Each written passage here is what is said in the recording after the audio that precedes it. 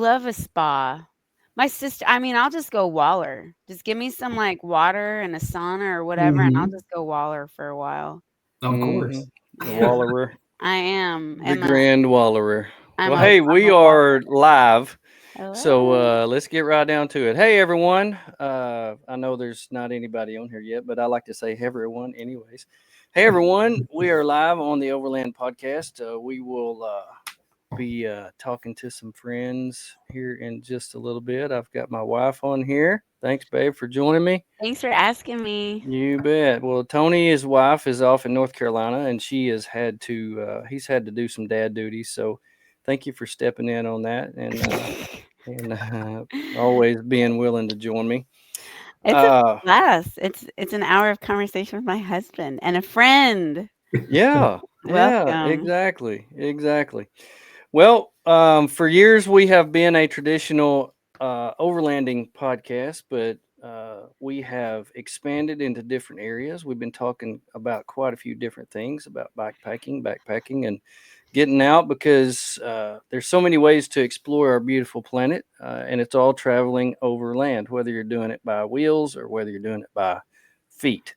And we want to bring on someone who is a part of this community, living the life, but not only living the lifestyle that we love, but it also has taken that lifestyle and has started a very unique business, and one I've grown to love and use products from, and helping others to stay lighter. So today on the podcast we have Luke from UltraliteSacks. Luke, thanks for joining us.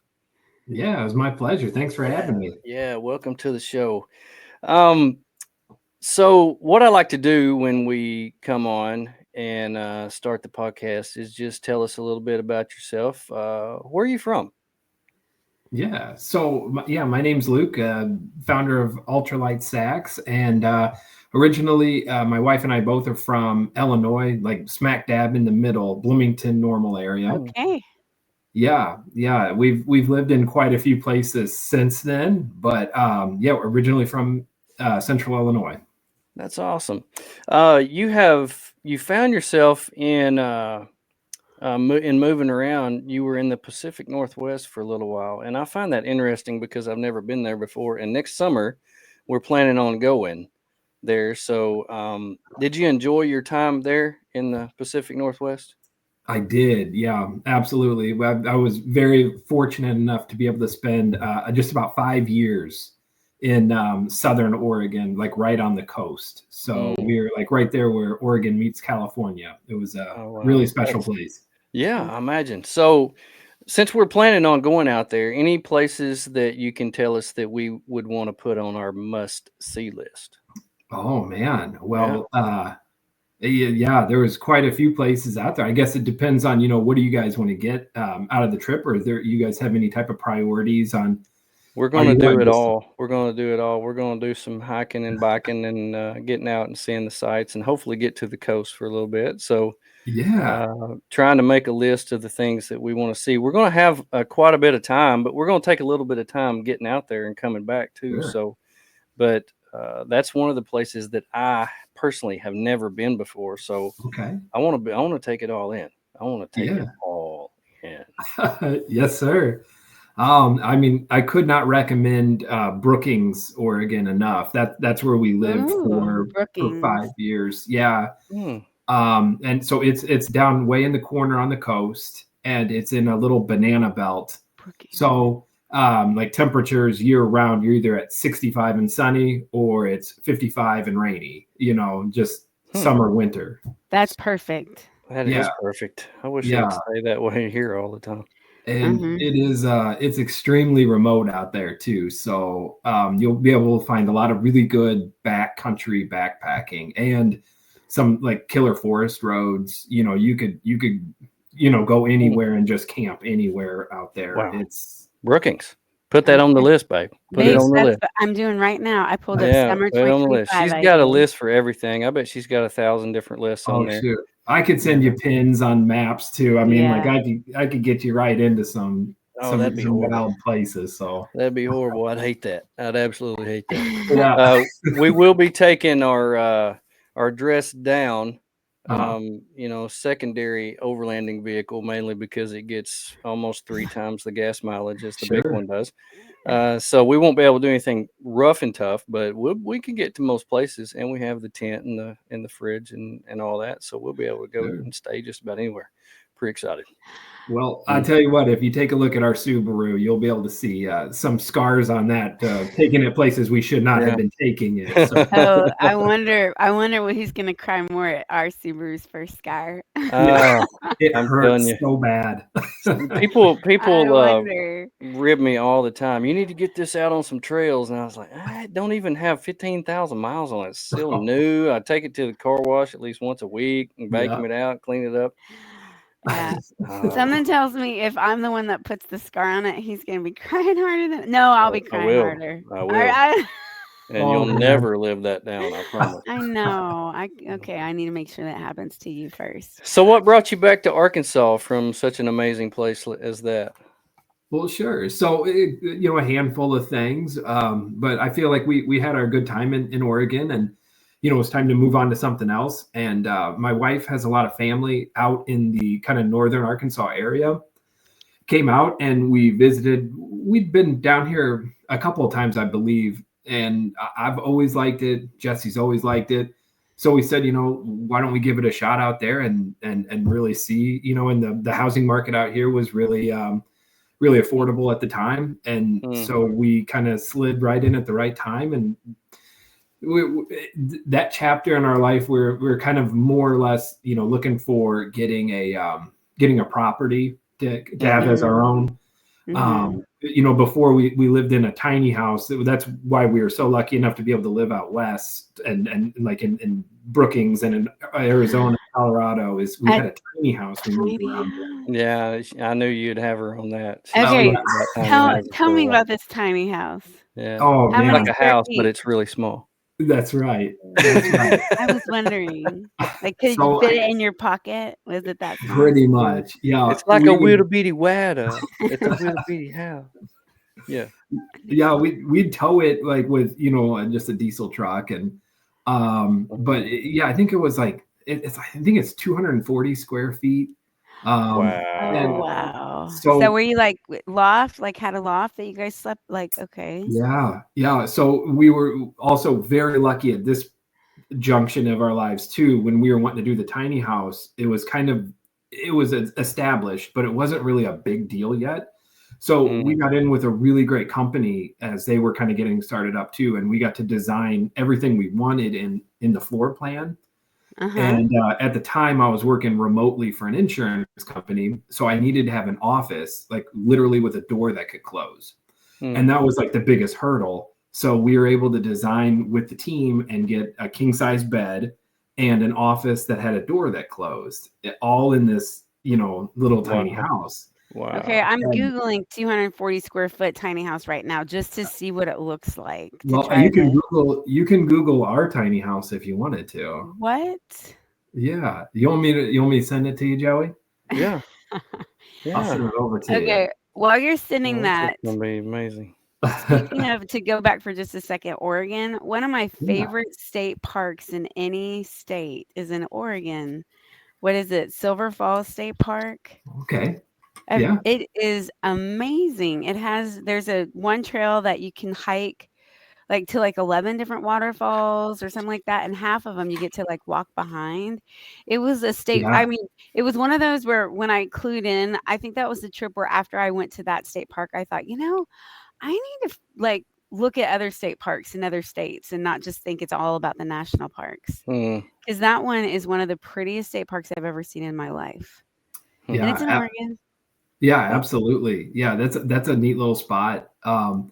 And then if you guys do go on the coast, I think it's like the Samuel H. Boardman. Mm. There's like a whole a corridor essentially that's like 30 miles of coastline, and it has like the sea stacks, and there's Yeah. tons of coast trails and whatnot. Oh, how Right on. cool. Yeah, Hmm. it's really neat. That's Um, cool. Shoot, I'm You trying to. fit okay, I'm just amazed that you fit a king size bed in a Oh yeah. 240 square foot tiny house. Mm. I'm like, how many square feet is a king size bed? It's Um, a lot. I know, like It's probably 32. 100. It's probably 10 by 10 king size bed. It's probably pretty close to 10 by 10. It's yeah, I 80, think it's probably somewhere 80, like around like 8 by 8, I think. So 64. So 64 square feet Yeah. of So that that's yeah, like a was your fourth of bed. your house was bed. yeah, but you know, it Hey, was I worth might it, be I could man. sign up for that. Yeah. Well, they It was. have two dogs too, so they got those. Yeah, so you got to have Oh, and room we for had to everybody. have stairs too, you know, like because a lot of them have ladders up to the lofts, and you know, we didn't want to be Yeah. hauling dogs up and down, so we had to, Oh, yeah. yeah, we had Yeah, stairs. Yeah, that's awesome. yeah, Well, before we talk about ultralight sacks, I want to just visit with you a little bit more and get to know you a little bit better. So, what would you say contributed to you falling in love with the outdoors? Take us back to a time when you fell in love with the outdoors. What triggered that? sure. So it really comes down to one trip, to be totally honest. I think it was back in 2013. So, unfortunately, my dad passed away, and one of his biggest goals, like he always wanted to go to Alaska. He was obsessed with that that really dumb show about Alaska, back Mountain Men or something, Alaska. Yeah, So, or Alaska's Last Just Frontier. Joey State. yeah. Yeah, Last Alaskans. Yeah, yeah. It yeah. was, I mean, it's a funny show. It's great, but he was always like wanted to go, and then he passed away and never made it. So my brother and I said we're going to do an epic trip to Alaska, and we went for it was like 2 weeks essentially, and we got to go to Denali and Mm. you know, and do the whole nine. But we got to go to Homer, Alaska, and Oh, take yeah. a yeah, it was killer at the end of the Kenai, and then Mhm. Yes. we took a float plane from Homer into Kachemak Bay State Park because you can only get there by boat or by plane. Uh-huh. I mean, it was like a super epic adventure, and we're both Wow. from Central Illinois, and you know, Corn. There's a lot yeah, of corn. yeah. Yeah. So the whole time we're both just awestruck and completely underprepared, you know, and I mean, yeah, it was like going straight to the NFL, you know. Yeah. it, Yeah. it was like what are we looking back on it? I mean, thank goodness it turned out as good as it did, because there's a lot of times where it could have taken a turn and not been good. But You're yeah, like, "Is so that that was a really what bear?" sparked it for me after that. Yeah, That's I cool. was hooked. That's That cool. is Well, awesome. you've really, done a lot of things and living in a tiny house, you've kind of really bought into the minimalist lifestyle and then you Mhm. went from that to building out or buying a pretty cool van. We went camping a few weeks ago at Rendezvous. Rick England is on here, one of the ones who puts on Rendezvous. And so you came to work Rendezvous on that Saturday, and you got to camp with us, and you brought your van. So tell us about your van and what you've all done to it and outfitted it, and where you've taken it and stuff. How you love it. Yeah, yeah, definitely. So it's a 2010 Econo line, and we're really just kind of wanting something minimal but simple, so we could take it on road trips and then also be able to get back to trailheads and camp out. Mm-hmm. So it's a two-wheel drive, but it got a little bit of a lift to it, bigger tires, so Mm-hmm. it does get back to some cool places. But it's just a simple build in the back, just a platform for a bed, a lot of storage underneath it, so I can have my, you know, all my gear, my tools, and stuff like that. And then I built out an electric system for it, you know, with the house battery and Mm-hmm. chargers. And I love 12-volt electric systems, so Mm. I got to really nerd out on, you know, bus bars and everything else, building that out. So making it look That's cool. clean. I like it. I like it. Oh, Any that's any you just were speaking his language, making it look clean. yeah, That's He clean. That's Yeah. him. clean, He's Mm-hmm. like, clean. "Ugh, I don't none of this. I need it No, it's got to be clean." clean, and there can't be any rattles. It drives me insane. Oh, We were driving. We had to go pick up our Honda got worked on, and all the way there, a drawer in the back of the Subaru was going out and in and out and in, out and in. I was going insane. I was fixing to shoot somebody. So as soon as we stopped, I had to pop the trunk open and deal with that. It was. oh yeah, It's got to be clean. Got to be Cons quiet. It's got to be that's Yes, perfect. right. Everything's got to cons have its own space. Considering that I was the person sitting next to you in the car, I'm very glad that you refrained from shooting anybody. I'm very Yeah, well, thank you. it Thank you. I was. didn't know how close I was You were to, very close. yeah, to certain death. About a foot and a half away. So I know you've been a few places in your van. So let me ask you this. This is one of the questions I like to ask everybody that comes on the show.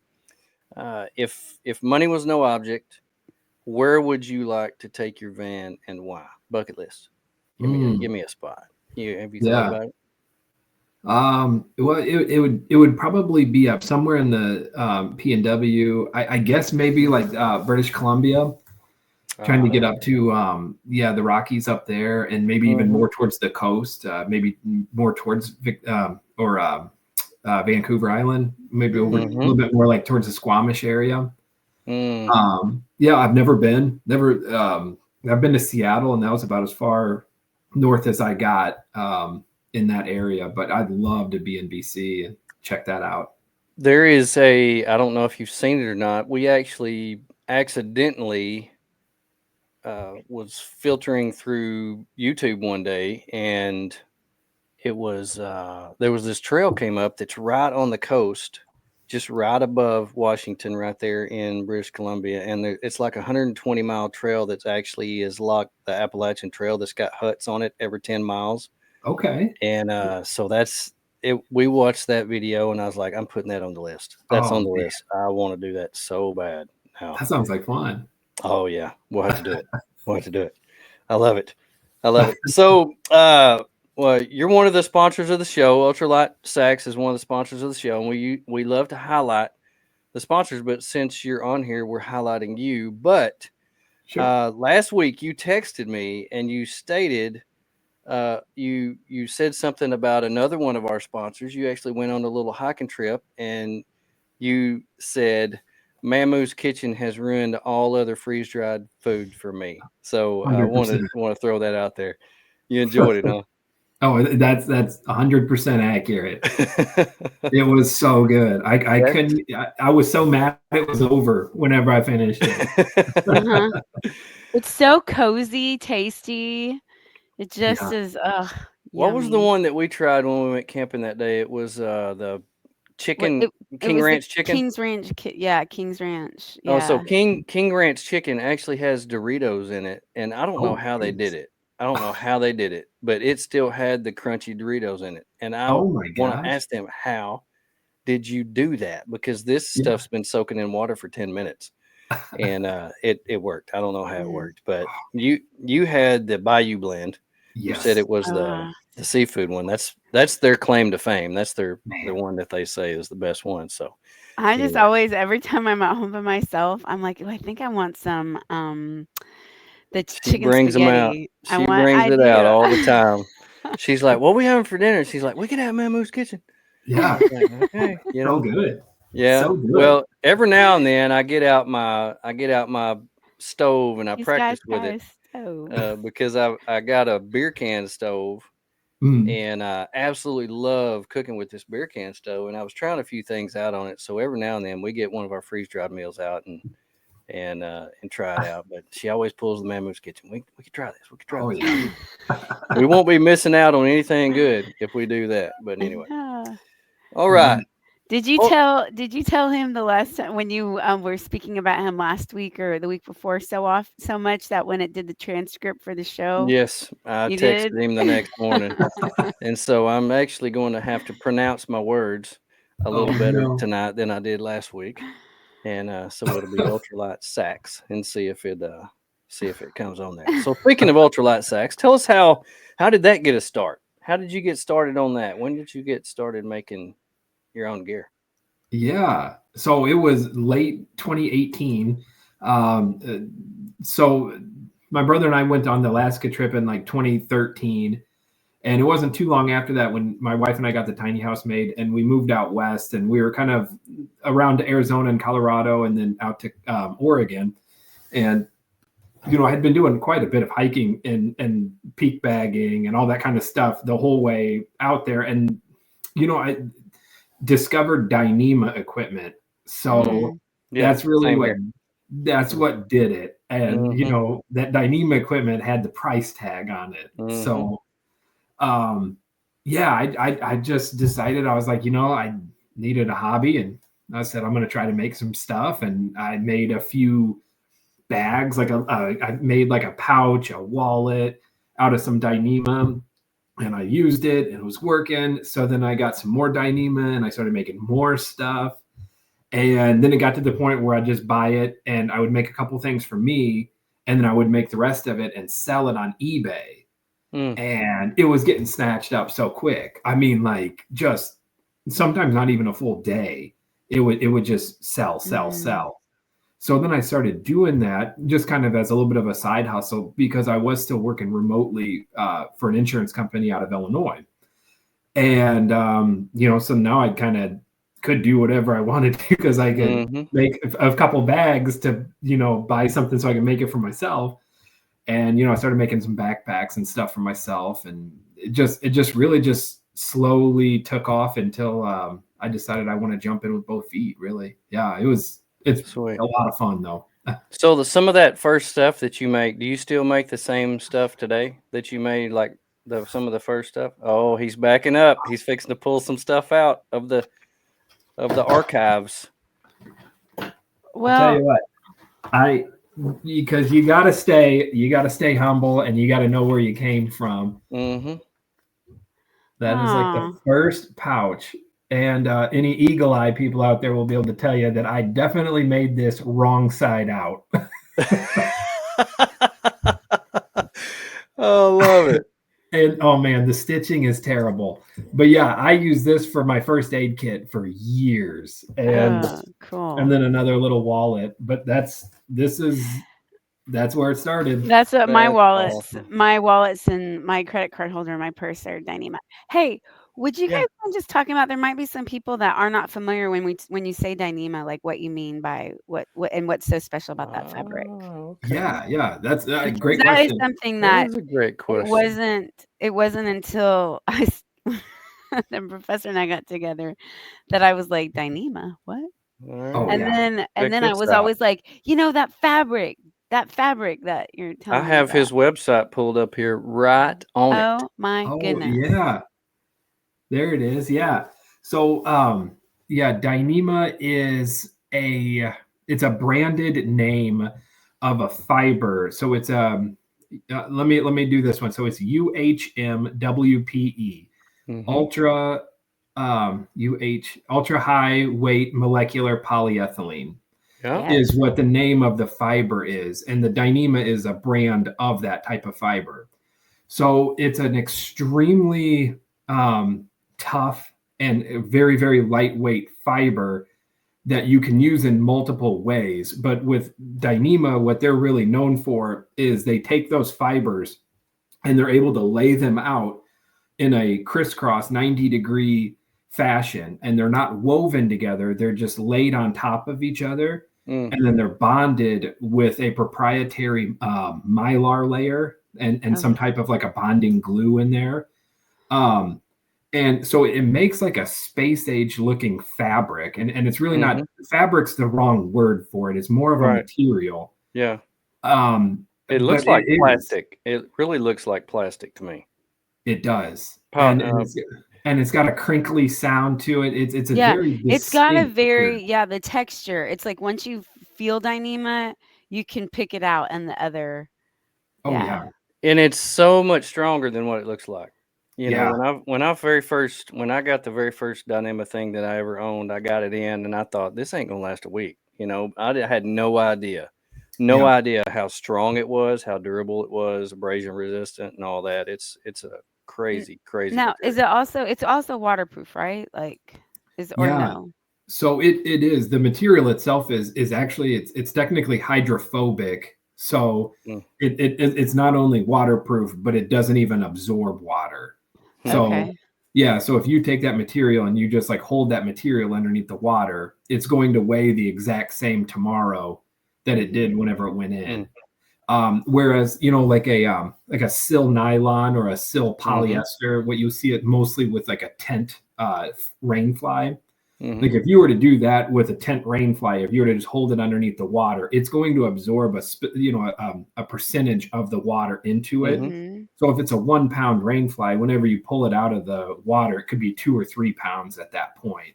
Yeah. So it's really good for backpackers. Not only is it super duper waterproof, but then whenever it gets wet all night in a rainstorm, it still weighs nothing the next day. Whenever you go to pack it, you just shake it Mm-hmm. off and stuff it in your outside Mhm. pocket. Mm-hmm. So, And it dries so quick. oh Mhm. yeah, yeah, it absolutely, yeah, Yeah. Yeah. It's amazing. It truly is a wonder material. Well, not material like you said. yeah, It's crazy if you ever deal with it. yeah. Have you ever tried and made anything and thought this is awful? This is never going to work. Yeah. Oh yeah, oh yeah, I know you start off, you start off with the small stuff and you think, "Oh, I can make this." And yeah, then you just like, "Oh, yeah." oh Mm-mm. yeah. I've got like my first backpack that I made. I probably made it 3 or 4 months after I started making ditties and pouches and stuff like that. And I just came up with the dimensions in my head and cut everything out, sewed it all together. It wasn't terrible, but it was not good. Yeah. Yeah. It was, Yeah. it was just too blocky. Whenever you're making a backpack, you need it to have some form to the back of it so it distributes the weight to your back and to your hips right.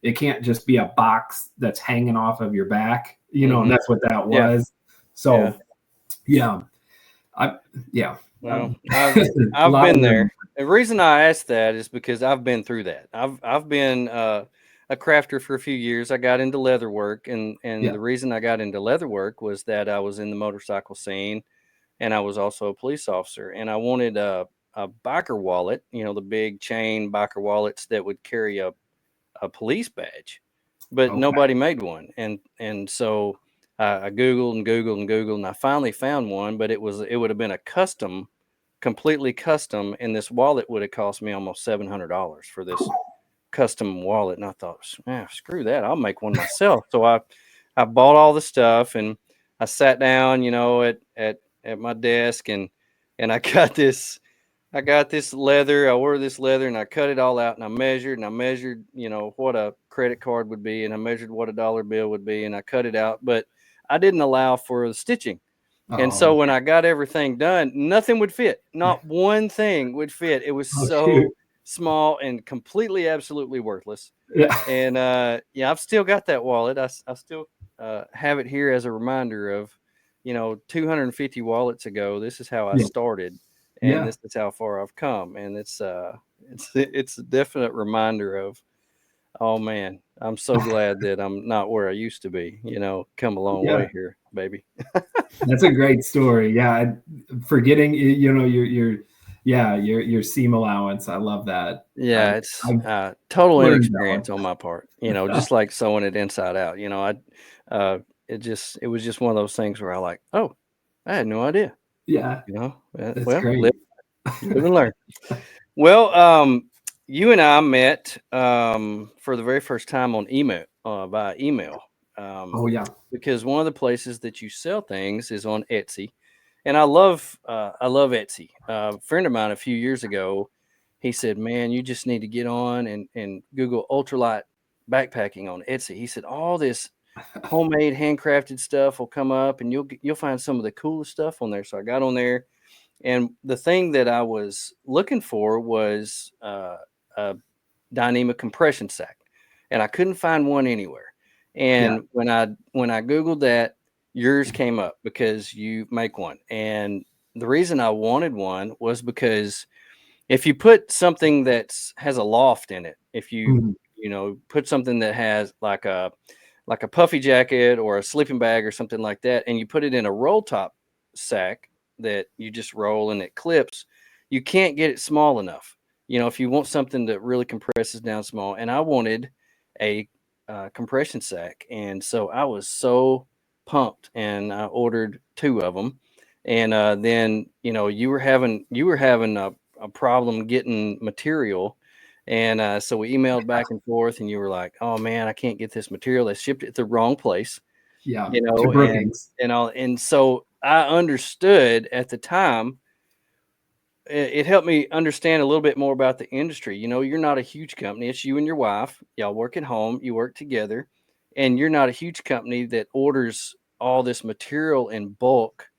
And sometimes getting materials is not easy. So I understood the process a little bit and how that constantly affects you.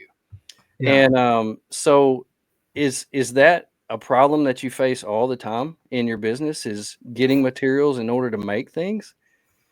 Uh, I want to say not all the time, and it's not, but it's more frequent than I would like, especially when you're talking about Dyneema. That one's probably the most problematic Hmm. because there's only I think there's only two companies right now that sell Dyneema, at least the variant that I use. So, and neither one of them really get it super frequent. Yeah. So, and the main barrier to Dyneema is the minimum order quantities and how expensive it is. So they're, Mm, these companies are putting up almost, a house price to get their shipments of Dyneema. right. So, they're it's kind of tough for them to do it.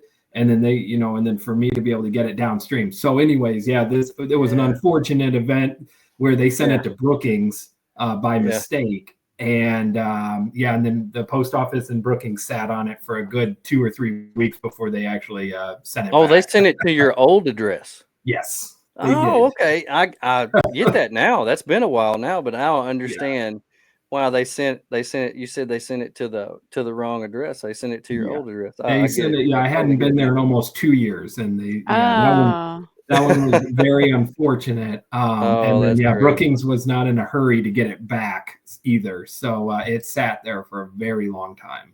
Yeah, So speaking of Dyneema, on your website, you use I'm just gonna describe it like this. It's a foreign language to a lot of yeah, people. You talk yeah, about different materials. You talk about EcoPack, EPX 200, EPX 400, Ultra TX, Ultra Grid, Ultra 800, Ultra 4-way stretch. I mean, there's just yeah, a whole lot of stuff that the normal everyday person like me has no idea what you're talking about. But that's the yeah. different materials that you use for the different things that you make. So, how do you decide which materials you use for what? Yeah, and yeah, that's a great question. And honestly, the if you don't stay on top of it, it just passes you by like overnight. It seems like you wake up one day and you didn't check your emails, and all of a sudden you don't know about three materials that are out there new. Oh But wow, anyways, that's good.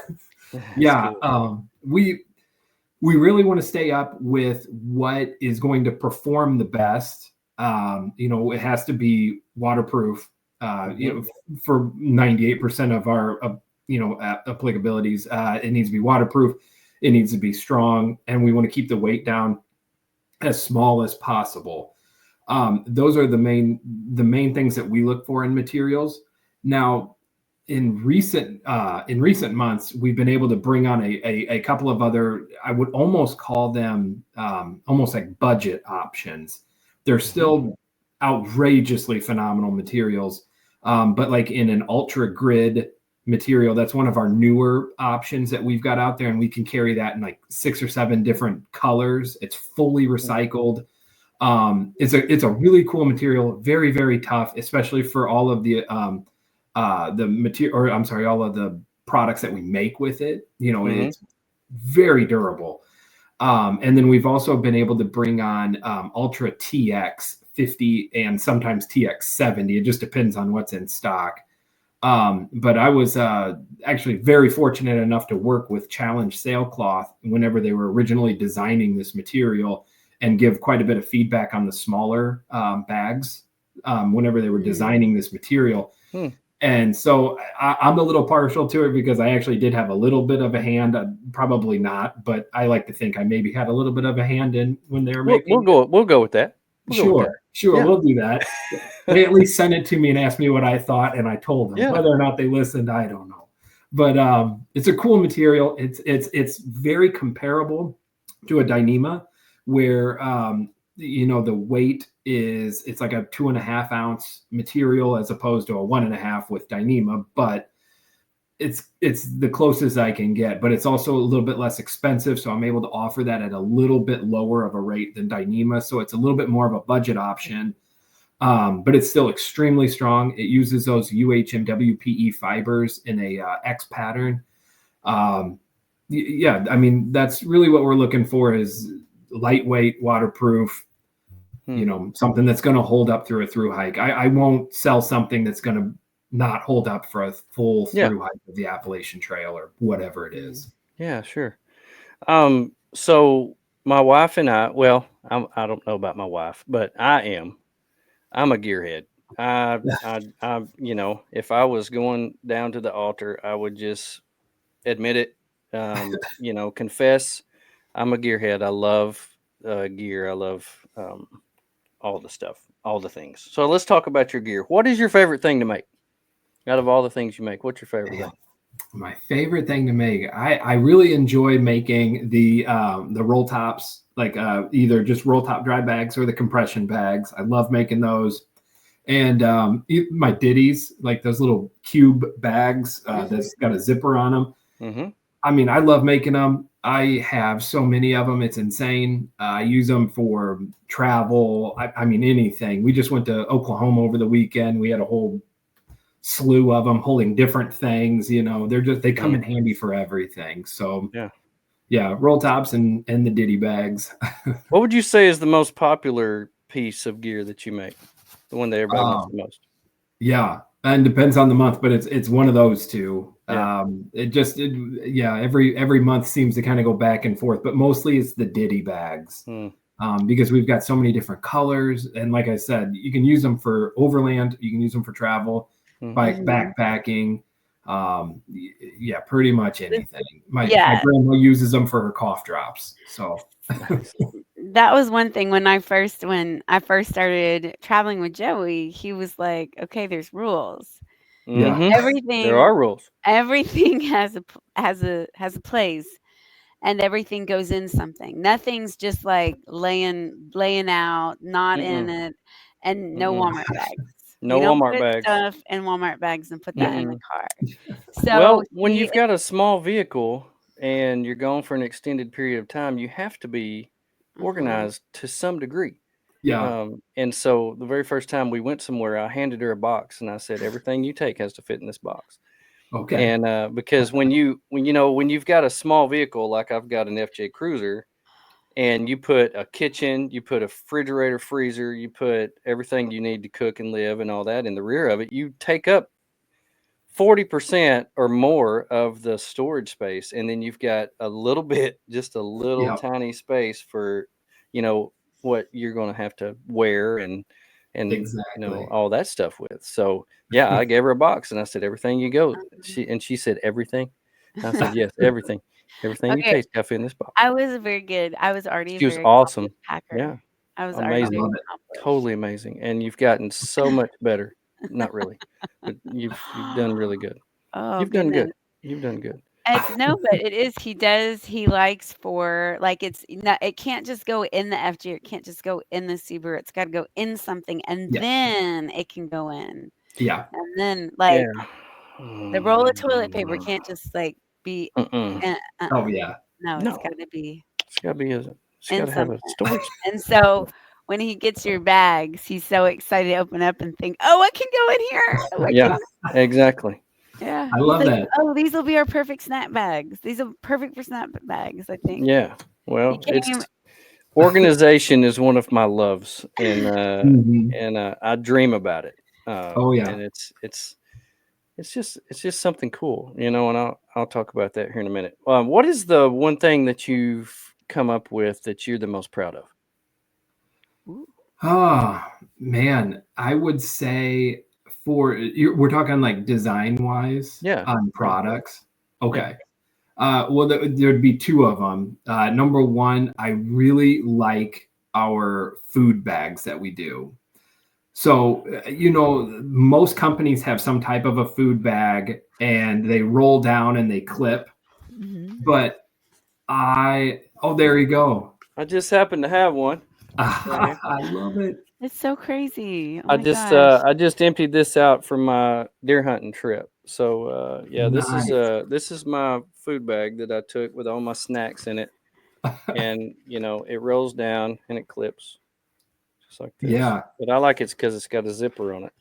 That's it. I Hmm. always I didn't want just a normal roll top style, and those are great, but like I really wanted something with a little bit easier access, and I don't always want to roll it down. Sometimes Hmm. I just want to open it up. I want to grab my thing and either just kind of chuck it over to the side while I'm eating, or Mhm. if it doesn't need to be rolled down in my pack, I just want to stuff it in there and not have Hmm. everything fly out. So I Mhm. came up with that design. That was one of my very first products that we were offering was that. And those have been pretty successful. I really like those. I'm really proud of that design and have not changed. I brought on the larger size, but haven't changed Hmm. anything about those. And then also the compression bag was the other one, because Hmm. yeah, at the time we were the only ones making a Dyneema compression bag, and Just yeah, and there happen we to have go. one right here. Yes, sir. And I absolutely love this. This is Yeah. probably one of my favorite pieces that you have. And I don't know if you could tell, but you can almost see through this stuff. It is so light and thin, but in order to keep everything dry and compressed, and I love how you've got, it goes down, and then these clips right Yeah. here make it suck down into something that's so small. It's so Yeah. amazing. I love it. And you can get it down to where you can roll it, and get your knee on it, and then really Yeah. press it down, clip them in, and then pull them tight. Yeah, And yeah, mm, he's yeah, like he'll Rumpelstiltskin with his gold, except he's Joey with his dynamite, like his that's right. bags. He's like gets all his Look bags at out that that. he's ordered from you and Look at that. Yeah, fondles It them. goes down to nothing. I mean, Yeah. it's so nice. Yeah. yeah, I can just I can sit in here and play with this stuff all day. I'll put yeah, stuff in it. And when we're watching like YouTube and stuff, He is, I'll get my gear out. I keep all my gear in milk crates, yeah, and and he's I'll take. practicing packing everything and seeing which bag is gonna work best for which thing, and, "Okay, let me try it in this bag," and meanwhile, yeah, I'm Mhm. sitting there watching with my and then I have a book on my phone, like Mhm. yeah, Yeah, I watch videos all the time about the best way to pack your backpack and all this yeah, other stuff, and then I'll carry my stuff in there and like, oh, I need to try that. So Mm. I take my bags in there and my packs How in there and I practice. how do you make your patterns now? Are you, like do you yeah. just yeah, how do you make your patterns now? Well, for a majority of my products, I'll cut out my blanks. I still do everything by hand. Uh-huh. So when we lived in Brookings, I did actually have a company that was able to do laser cutting for me, and that did make things a lot easier, because I could just drive down to, it was in Northern California. I'd just drive down, drop it off, and they laser cut all my fabric, and I'd come back and I wouldn't have to do any cutting, and Oh my everything would be goodness. like very precise. Uh-huh. But and so right now, what I've done is I've made a really big cutting table, and it has all of my measurements already on it. So I can just throw material down, unroll it, and I can cut out my blanks that I need off of the table. It sounds a little bit odd, and if you're not actually doing it, it doesn't really make sense, but it makes sense to me. So I've got my Mhm. own system down where I can just throw the fabric down, roll it out, and cut what I need to right off of it. And over the years, I've kind of honed it in a little bit, but yeah, it's still all by hand. But for like backpacks, whenever you have, actually like just panels that you have to cut out, I have templates, that I've had laser cut out, and I've done like worked with a CNC machine, and then Okay. cut out all my templates from there. Hmm. I just input all of my measurements in, and yeah, and it pumps those out, and I just trace them and cut them for some of those.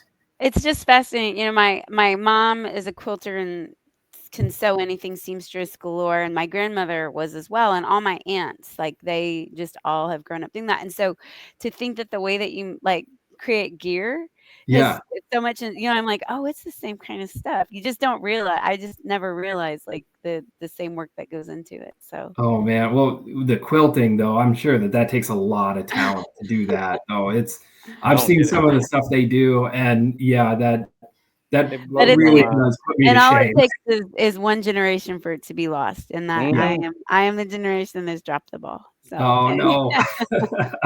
Well, it's You never do too late, some right? stuff. You make stuff. I do, but I crochet. I don't sew or anything like that. Oh, So okay. Well, that's still. I mean, you take a long thing of something and you make something from I nothing, and do. that's I still do. pretty cool. Yeah. But Well, thank you. yeah, I Yeah. think it's cool. Uh-huh.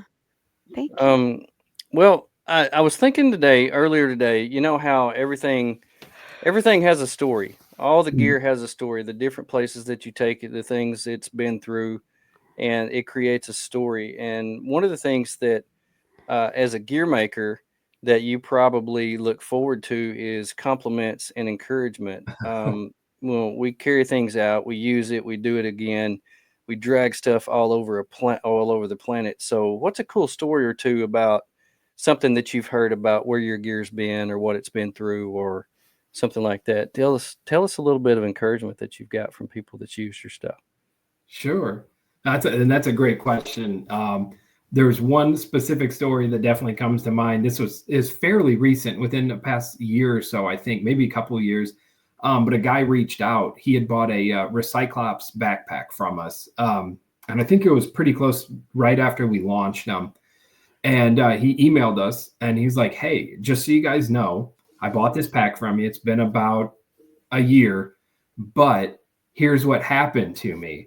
And essentially he went on a very remote backcountry type of situation. I don't know if he was kayaking or floating a river by himself. Like, I think it was like northern Idaho or something like that. The way Mm. out, it was in the way out west. And he he had to bail. I think that his canoe or whatever it was that he was in flipped, and he got into a really really bad situation really quick by himself, and he lost everything in the trip. Oh wow. And so he had completely written it off, and it was just before, I think it was just before winter. So he had this trip, and he did not. I mean, he just barely made it out alive. Like, it Oh my was not a good word. situation for him. And I don't know if search and rescue was called or whatnot, but yeah, he said that he made it out. And anyways, it was springtime, and he decided he wanted to go back and try to find all the stuff that he had lost. And he said that he found the backpack, and it was Oh caught wow. into a tree, actually in the river. And it was just like had been, caught in a tree over the river, and it was like water was still like rushing over it. And he sent me pictures of it, and it just had like one little tear where the tree had actually like pierced into it. And that was it. Everything else, he's like, you'd think it was brand new. And I tried to buy that backpack off of him and send him a new one, and he was not having it at all. So that one was a Yeah. crazy wild story, and we shared it on our Instagram and everything. So I'm sure it's Mm, still out there.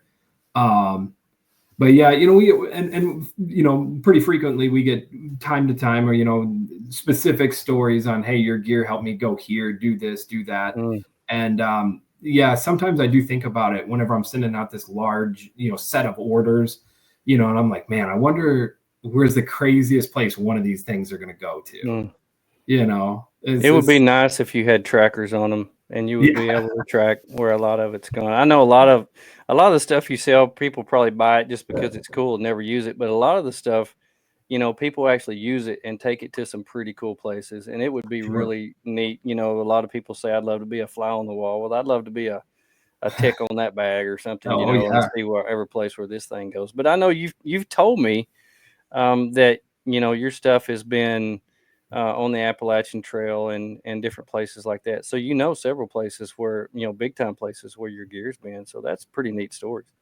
Yeah. It's been really around the world now too. So we sold a lot of gear to this it was an ultimate racer or something. I can't remember what they were doing. It was ultra marathoner or something in Uzbekistan. Went out Mm. there. We actually were able to do DoD contract at one point, so we had a lot of stuff that was in Humvees out in Afghanistan, like holding like big first aid kits with our Dyneema roll tops. That was kind of crazy because that was really early on after I'd started doing this, and they found us on Etsy, and that one was kind of crazy. It was a contractor who reached out. Okay, that's hysterical. I That's love awesome. it. A It was so You're DoD like, I have contract a through contract Etsy. with the That's U.S. so cool. government. It was weird. Cool. It was like, yeah, it was kind of surreal. And all the bids and all the stuff you have to do. Okay, that's cool. Yeah. So we've gotten to do some cool projects so far that you never really would think about, just making what we make. But we've been super fortunate so far, and I'm sure our gear has seen some crazy stuff. Oh my gosh, like some of your gear is holding my wet wipes and my toilet paper, and it was just on the Boy Scout trail a couple I weekends love ago. it. So there you go. I love it. I know.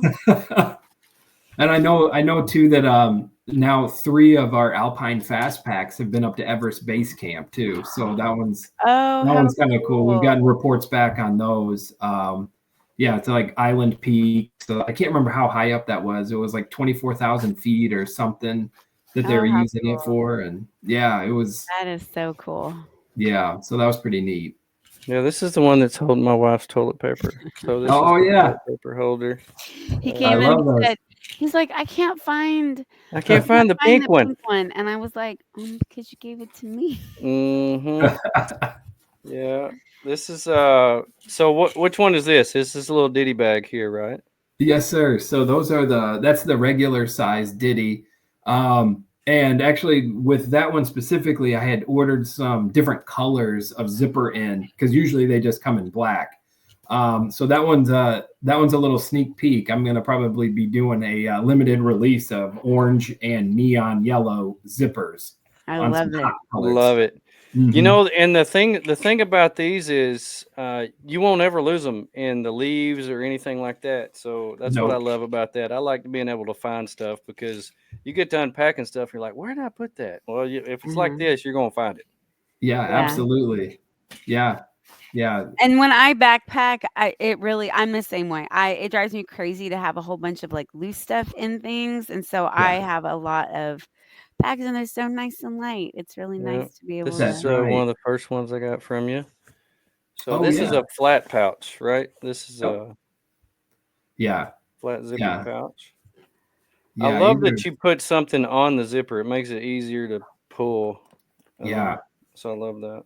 And they're reflective too. So if you got them laying around your tent at night, and you hit your headlamp, you can see where your zipper pulls are. Nice. Love it. Absolutely love it. Because every time I'm looking for something, it's dark. Yeah. All the time dark. And we've got a couple of these that are this size. These are the I think this is an Eco Pack. Is this right? White. That one's that's the Ultra TX 50. TX. That's the TX 50. That all sound like brooms from Harry Potter. Like I'm telling you, it's foreign language. I really like this one. I used the brown one last weekend for our food. It was perfect. I actually had everything that I needed in here. I actually had all my food, snacks, and a extra socks. Nice. Here with my food. So everything was in there. I had never had one this shape before, and I think I talked about this with you. I'd never had one this shape before, and I didn't know how I would like that, because almost everything you buy is a vertical bag. And so if you look and if you look on the backpacking stuff, almost everything that you see is a vertical bag, and this is actually can be used as a horizontal bag. And so what I did was I put my puffy jacket in there, and I was able to lay this perfectly down on top of it, and it just packs so nice in there. And I thought, I don't know, I've never used anything that shape before, but I actually love this size and the shape. It actually was perfect. So that's the XL size ditty bag, and for overlanding purposes, I use those XL ones to hold like my like wrench kits or Mhm. sockets. Yeah, A lot of tool kits. I've even got like a toe strap, I think, and some Mhm. ratchet straps in one too. that's cool. Yeah. Yeah. And you get different colors, and then that way what's in the different kit bags. And It's so just yeah. It's the Hmm. overlanding and organization. It's that's like go right. hand in order. Well, one thing that we have been using ever since we got it from you, I love this Oh yeah. tote. Oh Oh yeah. my gosh. This is one of my new favorite things. This is your tote bag. And what I don't know what material this is, but this is super strong. Yeah, so that one's made out of an Ultra 200 material. I tried to make a few of them out of that, and we'll be releasing those on our website here in the near future. And it has a Right now, little we just do them in pocket. the in Ultra Grid.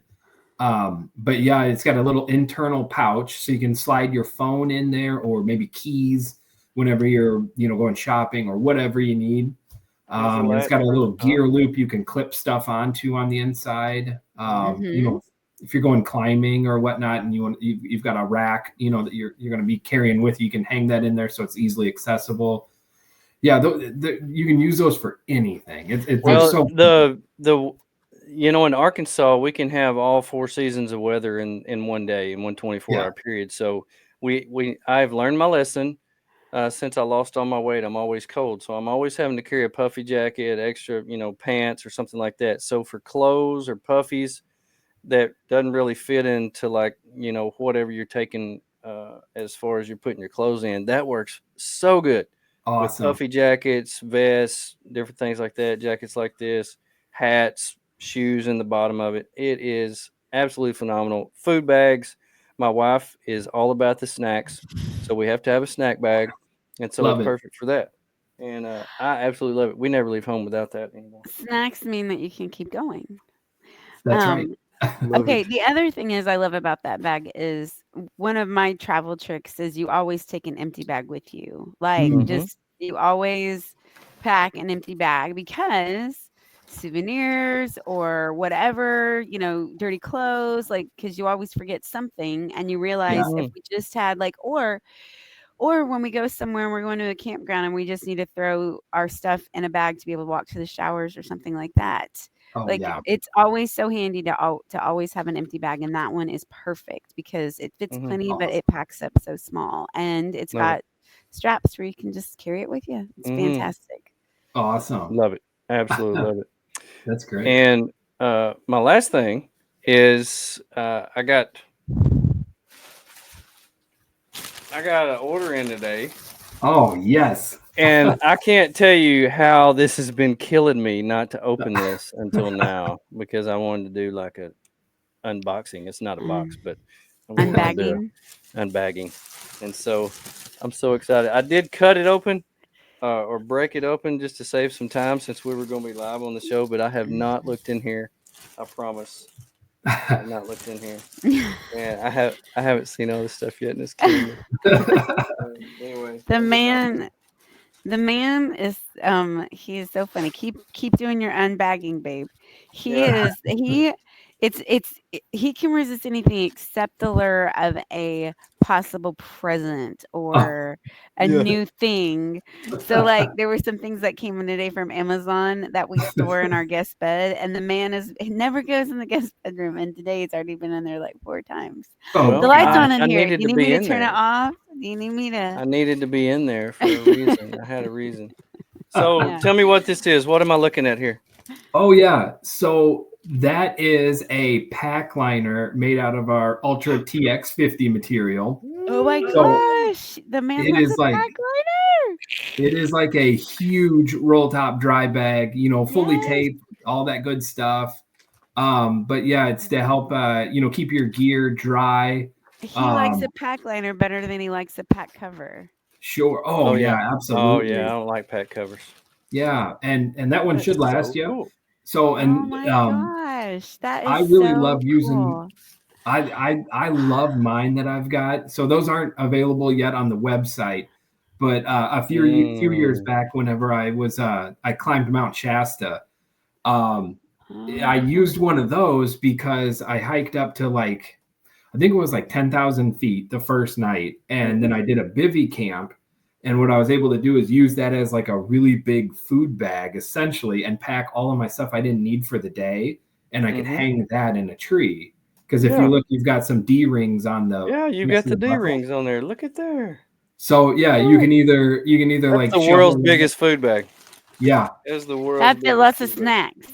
and Look how big that it'll is. hold whatever you need, and then that way I could go super lightweight up and back, and That then holds pick that about up half on my my way wife's back down. snacks. Yeah. So I'm so More excited. snacks.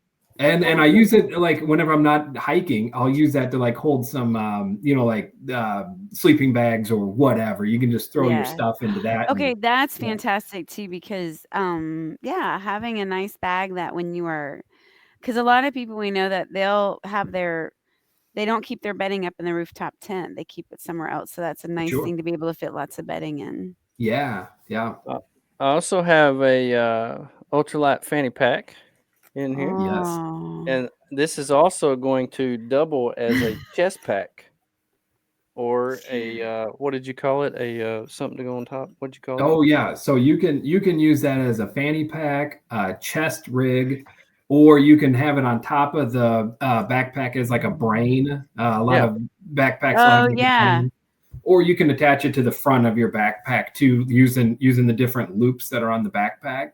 Look at that, babe. That's cool. I'm Yeah, so so that's a I'm prototype that jealous. Joey's going to be trying out for me and going to be excited. giving me some much needed feedback on. Oh, am I ever gonna give Yeah. you some feedback? Oh my goodness, I cannot wait to.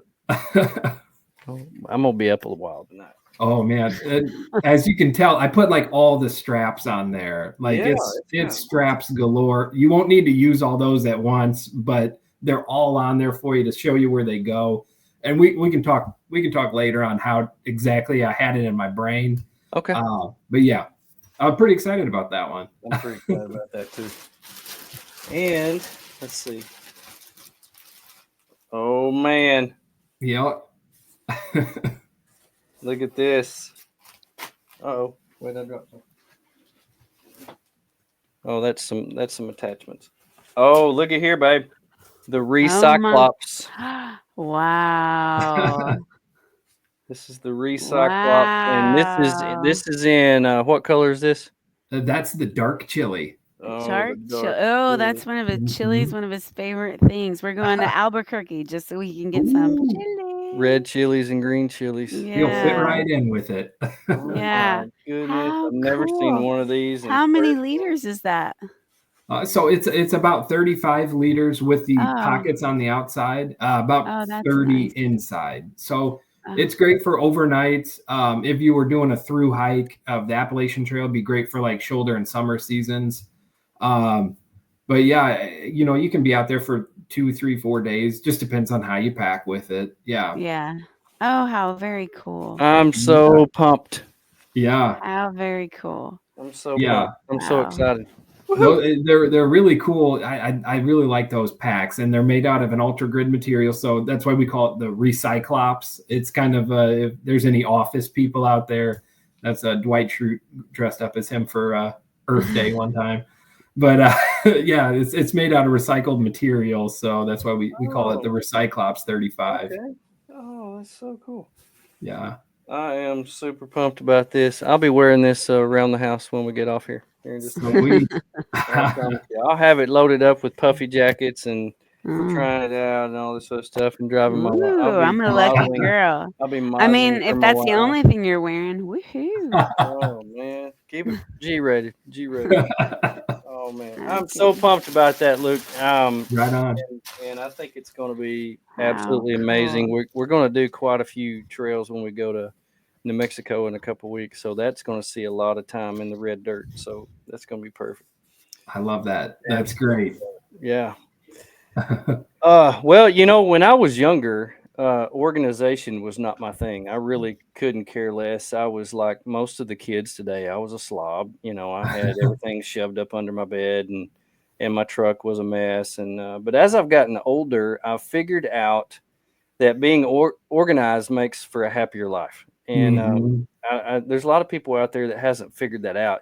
Tony, who co-hosts the show with me, is one of the most organized people I've ever seen in my life, with his deck system in the back of his Gladiator and stuff like that. So, in your experience, how does using gear like what you make, like the Diddy bags and the wallets and the zipper bags, how does that make life easier on the trail? Yeah, it's mainly for whenever you get to camp. You know where everything's at immediately, and how you pack everything. You know what you're grabbing, and you packed it in an order. Whenever you unpack it, you're using it as it's coming out of the bag. Um, the other one, and probably even more important, is on stops along the trail. So my goal is typically to not really have to open up the backpack until I get to camp. Mm-hmm. So, if I'm moving on the trail, the last thing that I need is to have a gear explosion, at my lunch break, and then spend 15 minutes getting it all packed back in and everything else because I couldn't find something. Yeah. That's one of my biggest pet peeves. So, yeah, whenever I'm out hiking, I usually stop, and I usually don't even open up the pack, and sometimes I don't even take it off. I'll just undo it a little bit and then use it as a backrest, and have everything else that I need up front or in my fanny pack throughout the day. And that's really taking breaks is really where it comes in handy. Yeah, I've seen people, I get cracked up at some people when every time they stop, it looks like they're having a yard sale. Yeah. Because they've just got stuff everywhere. And that's the people that you go and you're like, hey, you want to trade some, you want to trade some oatmeal for some sardines or something, because you can see everything that they own. Yeah. But what about the overlanding community? Those who are not into backpacking, traveling overland, how do you see your gear helping people that travel by vehicle, helping them out? Yeah, absolutely. So with the Diddy bags, with the pouches, you can use them for pretty much anything. Like whenever I'm using for van life and whatnot, I'll have my bathroom kit set up in one. I'll have a first aid kit set up in a pouch. In one of my large pouches, I'll have an extended first aid kit with my meds and whatnot. I'll have fuses in a small one. I have wrenches in one. I've got sockets, 3/8 sockets, and then I'll have my 1/2-inch stuff in another one. All of my tools are just like a tire repair kit. Everything's set up so whenever I open up the back of the van, I can tell by the colors of everything, and I can just grab what I need, and I know that this is this or this is that. And for if you're carrying stuff on top of the rig, roll top dry bags, if you're in something that's not completely waterproof, if it's not in like a Pelican case or whatnot, those can really come in handy on keeping different supplies. They'll keep them, keep the dust out, keep the water out. If they're exposed. The totes, we use the tote every single time we do any type of traveling. Sometimes we'll share a tote if we're on a short trip, or we'll each have our own tote with all of our, and that's how we know what we can pack. Our own? Yeah, so we'll each have our own tote, and then pack everything in there, and we'll unload it into the drawers, and then you got a tote, for whatever you need. And it comes in handy on a lot more things than you'd really think. We've also got some duffel bags too. No. This is going out. We already talked. We love a good duffel. Yeah. And it's fully seam taped, and it's got, it's not exactly dust proof or fully waterproof, but it's about as close as you can get, and you can get those in different colors too, and they'll hold about 35 liters of stuff. So those are good for gear hauling, and they got like haul loops. You can take it, remove different things. Very cool. Yeah. Love it. Absolutely love it. Well, we love good organization, and we use all this stuff pretty much everywhere we go. So it's made life so much easier, so much better. We're so much happier people now. We laugh more, we smile more. That's always good. So I'm interested, in your day-to-day. What is a day in the life look look like for you in this business? Yeah. Yeah. So with just my wife and I doing, everything start to finish from cutting, taping, sewing, everything like that.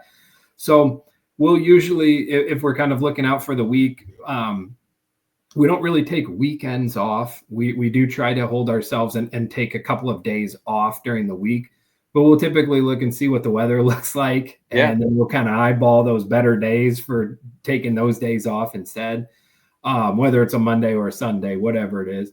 But yeah, we just kind of get up and we get moving on whatever the set of orders are for that day. We'll batch 1 or 2 days worth of orders together, and we put it up on a board, and we just kind of get right into it. So we each have our things that we do, but we just get right into it and get 1 or 2 days worth of orders done, and bag them up and send them out the next morning and get going on the next one. That's so cool. I love the pictures of you. You're sitting there sewing. You've got your headphones on. Yeah. You're just in the zone. Oh, And yeah.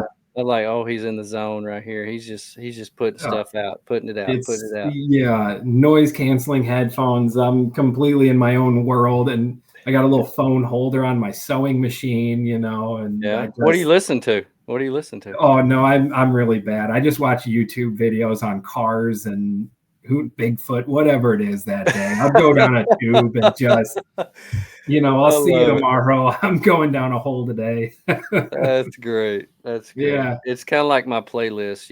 It's hits every genre. It's everywhere.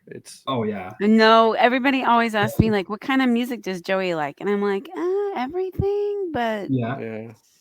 like it's all over the place. Everything and nothing. It's I like everything and nothing. Well, we A do lot of times I just like quiet, but we do like sometimes, quiet. Working in Yeah. a middle school will do that to you. oh, I tell you what, when Yeah. you're around young children all the time, you just want to sit there and just enjoy the peace and quiet. When I was in the Deerwoods this past weekend, sitting there and it started raining, and it was just a light rain, and it was hitting the top of the deer stand, and it was just coming down, and there was no wind whatsoever. It was nice and cool, and I thought, this is heaven. I can't hear any sounds but the birds and the rain.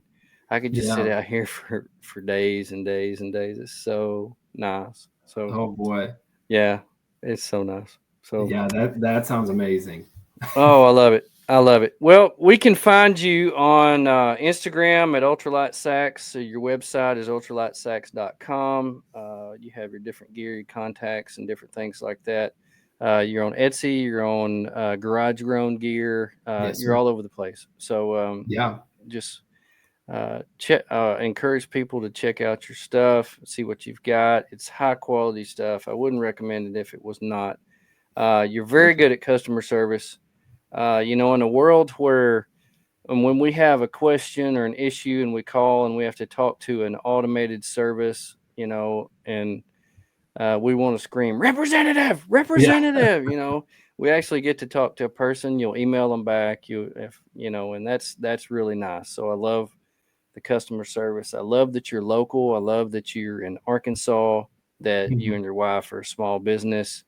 I love how you support the Rigs and Coffee up there. You came to rendezvous with us. Just love everything about you. And you're just a really cool, neat guy. And I love to hang out with you. So I want to support you and recommend you to everybody that I see. And I cannot wait to try this backpack out. Hey, Oh babe. yeah. Hey, babe, have you seen my new backpack I got? And in backpack. Yeah. Well, Luke, I want to really tell you thank you for coming on the podcast tonight. Michael, thank you for being here. Michael's way up in Alaska. Oh wow. So he's up there at the Keweenaw. Is it Keweenaw or The Kenai. Kenai. He's way up in there. So yeah, good friend of mine. Actually got me started on the podcast. So thank you, Michael. But yeah, thank you for being on the podcast. Thoroughly enjoyed getting to know you a little better and taking time out of your day to come visit with us and you and your business. Love your products and just want to tell you thank you. We appreciate it. Well, thank you for having me on. Yeah. Oh, sorry, Gia. Sorry. I was just saying, so nice to meet you. It's nice to meet you too, I've Gia. heard so much about you. So Yeah. Wonderful. Thank you for the kind words, Joey. I appreciate that. Oh, you bet. I'd say that to anybody. But I want to thank everybody who's tuned in. I want to thank everybody who's going to listen to this on all the podcast platforms. I hope you've gotten as much out of this as I have. Got to meet a super cool guy and learn about super cool gear. And hope you have a wonderful week. Thank you for listening to the Overland podcast. Whatever you do, look out for number 1 and don't step in number 2. We are out.